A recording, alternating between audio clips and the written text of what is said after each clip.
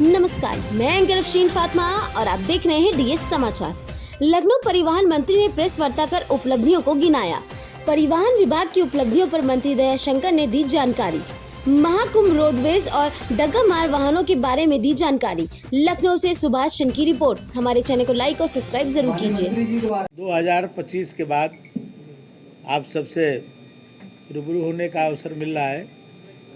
आप जानते हैं कि कुंभ में 66 करोड़ से ज़्यादा लोगों ने स्नान किया और एक तरह से दुनिया में कोई भी धार्मिक आयोजन इससे बड़ा नहीं होता है। दुनिया का सबसे बड़ा धार्मिक आयोजन था। उसमें परिवहन विभाग की भूमिका सबसे महत्वपूर्ण है, क्योंकि लोगों को ले जाने और ले आने की जिम्मेदारी परिवहन विभाग को थी। हवाई जहाज भी 700 से ज़्यादा वहाँ पर जहाज उतरी, कई ट्रेनें आई, स्पेशल ट्रेनें चली, लेकिन फिर भी जो सबसे ज़्यादा संख्या जो आती है वो सड़क मार्ग से आती है। और उसमें केवल परिवहन निगम ने अपने बसों के माध्यम से भी, जैसे हमारे एमडी साहब ने बताया, 3.25 करोड़ लोगों को आवागमन कराया। और बाकी जो हमारे निजी सेवा के जो हमारे बस थे, जो हमारे परिवहन विभाग के जो हमारे आरटीओ विभाग है, उन्होंने हर जनपद में अस्थाई बस अड्डे का भी उन्होंने निर्माण कराया था और उनसे रिक्वेस्ट किया था कि आप जो है अपने पुराने दर पर ही जो प्रयाग का जो किराया होता है उतने में ही आप जो है यात्रियों को ले जाएंगे। और उन्होंने इसको किया भी। लोगों ने धार्मिक आयोजन समझ करके लोगों ने सेवा भाव से उसको किया। लोगों को तकलीफ़ें भी हुई, लेकिन कोई भी व्यक्ति उसमें किराया नहीं बढ़ाया और पूरे देश से लोग आए और जो है सबको जो है स्नान कराने में। और हमारी जो शटल सेवा थी, आप जानते हैं हमारी शटल सेवाएं निःशुल्क, करीब 1.5 महीने तक हमारी शटल सेवा में 1 पैसा किराया नहीं लिया गया, क्योंकि यात्रियों को शॉर्ट यात्रा के लिए टिकट काटना उनको एक मुश्किल काम था। तो हम लोगों ने निःशुल्क किया था। बहुत सक्सेसफुल उसका जो है रिजल्ट रहा। लोगों ने बड़ी तारीफ की।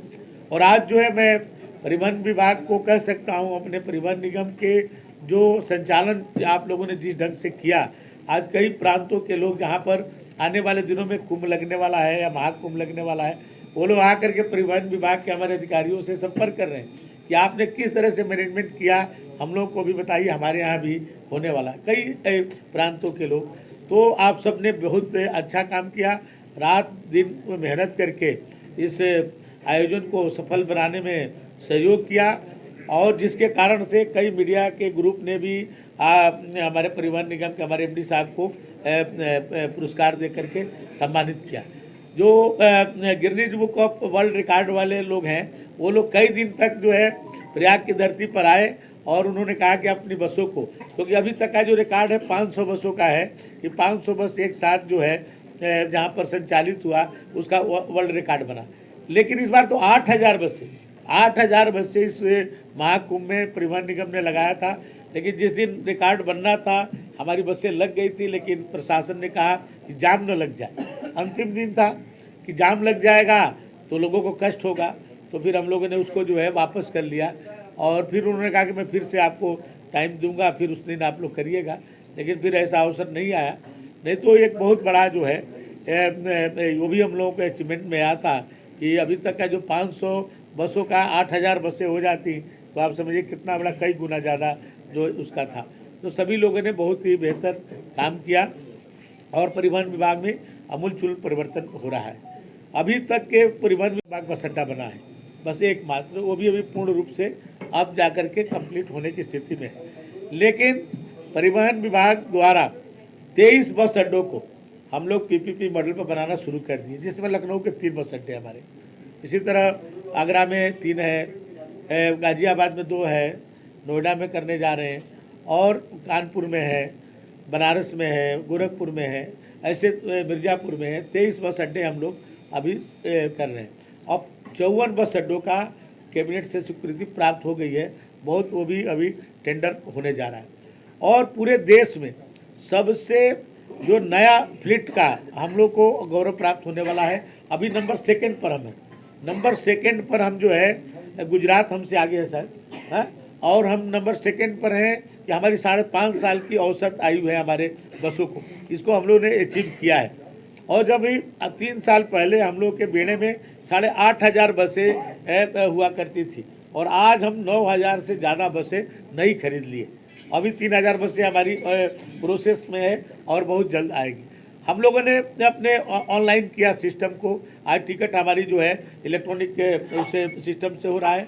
हम लोगों ने जीपीएस लगा दिया, आज जीपीएस के माध्यम से हमारी सब बसों को आप देखेंगे कि जो है ये बसें अभी कहाँ पर हैं। एक दिन ऐसी स्थिति आई, मैंने वहाँ पर ज़्यादा क्राउड हो गया था, उनको छोड़ना था, हमारे एमडी साहब ने पूरा उसको दिखाया कि अभी हमारे उसके अगल बगल में हमारे 600-700 बसें खड़ी थी, वो जीपीएस के कारण हम लोग देख पाए और उसके बाद तुरंत जाम को हटाया गया कुंभ में और हमारी बसें तुरंत वहाँ पहुँच गई। तो आज वो भी हम लोगों ने सिस्टम शुरू किया। हमारे जो ड्राइवर कंडक्टर हैं उनको हम लोग ने अब चिकित्सा मैंने जाँच कर रहे हैं, उनको मेडिकल विभाग से एमओई करके कि उनको आई चेकअप हो, उनका हेल्थ चेकअप हो और इस तरह के कोई दिक्कत ना आए उनको जो है कि दुर्घटनाओं को रोकने के लिए। तो बहुत सारे हम लोग परिवर्तन कर रहे हैं और बहुत सारे और भी बस अड्डों को आप समझिए, जितने पिछले 10 सालों में बस अड्डे नहीं बने होंगे उससे ज़्यादा, करीब हम लोगों ने 100 से ज़्यादा बस अड्डों का नया निर्माण कराया है। कुछ जगह कंप्लीट हो गया है और कुछ जो है बहुत तेज़ी के साथ काम चल रहा है। तो हम लोग अपने फ्लीट को बढ़ा रहे हैं, इलेक्ट्रिक बसें हम लोग लाए हैं और अभी तक बसें जो है हमारी इलेक्ट्रिक केवल शहरों में चलती थी। अभी हमारे जो 16 शहर थी, अब एक 17वां शाहजहाँपुर में एक और जुड़ा गया था, तो अब 17 जगहों पर इलेक्ट्रिक बस चलती थी। अब हमारी केवल शहरों में ही नहीं, जो जिला मुख्यालय पर तो चलेगी, अब ग्रामीण क्षेत्र में भी इलेक्ट्रिक बसें चलेगी। इसका भी हम लोगों का बजट में व्यवस्था हो गया है और 5,000 हम लोग इलेक्ट्रिक बसें अभी ले आने का टेंडर हम लोगों ने किया है। तो हम लोग डबल डेकर बस जो कभी आपको बम्बई में देखने को मिलती होगी या कहीं एक आध जगह देश में मिलती होगी, 20 हमारी डबल डेकर आ गई। बहुत जल्द आप लोगों को लखनऊ में एक तो चल रही है, वो लखनऊ में तो हम लोग को गिफ्ट में मिली थी, लेकिन उसके बाद हम लोगों ने 20 बसें और उसी तरह की हम लोगों ने परचेज किया है और सभी बड़े शहरों में अभी हम लोग उसको चलाने जा रहे हैं और आवश्यकता पड़ेगी तो और भी जो शहरों के लिए हम लोग मंगाएंगे। और जो इलेक्ट्रिक बसें भी अब हम लोग जो है हर जगह ग्रामीण क्षेत्रों में भी हम लोग चलाएंगे और 1540 हम लोगों ने वो बनाया है नए रूट 1540, उसमें 25,000 बसें नई चलेंगी।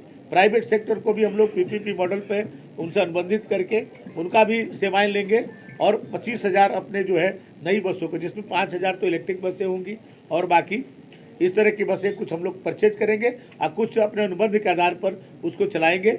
और हम लोग चाहते हैं कि पूरे देश में आज भी मैं कह सकता हूँ कि हमारा परिवहन निगम आज नंबर 1 है, आज हम प्रॉफिट में हैं। पहले देश के कोई भी आप परिवहन निगम को आप देखेंगे तो घाटे में चल रहा है, हमारे यहाँ भी कुछ दिन पहले तक घाटे में चल रहा था। तो आज हम इतने खर्च करने के बाद भी आज हम फायदे में चल रहे हैं। तो लोगों को बेहतर सुविधा देने के लिए हमारी माता क्या है, वो नेशनल परमिट लेते हैं। नेशनल परमिट का एक गाइडलाइन है, उस गाइडलाइन का उल्लंघन करते हैं। नेशनल परमिट का गाइडलाइन ये है कि ए से जेड तक आप ले जाएंगे। ए में अपने पैसेंजर को उठाएंगे, मान लीजिए कि दिल्ली से पैसेंजर उठाते हैं और उनको गोरखपुर ले जाना है, तो गोरखपुर पैसेंजर को वहाँ पर उतार देंगे। इसके लिए वो सरकार ने उनको अलाउ किया है, लेकिन करते क्या है, वहाँ से पैसेंजर ले आएंगे, आपको आलमबाग में उतार देंगे, आलमबाग से चढ़ाएंगे और अयोध्या में उतार देंगे। ये वो जो हमारे जो परमिट है उसका वो उल्लंघन करते हैं, तो हम उसके लिए चलान करते हैं उनका।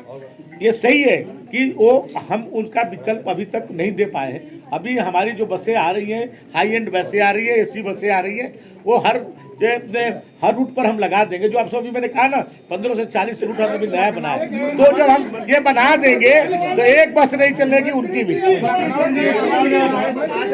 माननीय मंत्री जी द्वारा कई बार ये निर्देश दिए गए थे कि आप सब लोगों से माननीय मंत्री जी एक बार चर्चा करेंगे महाकुंभ के अवसर पे। जैसा कि आप अवगत हैं के लगभग 3.25 करोड़ श्रद्धालुओं को एक स्थान से दूसरे स्थान पर पहुंचाने में परिवहन निगम ने अत्यंत महत्वपूर्ण भूमिका निभाई। माननीय मंत्री जी के प्रयासों से जो धनराशि परिवहन निगम को प्राप्त हुई वो इतिहास में अद्वितीय है, ऐसा कभी नहीं हुआ।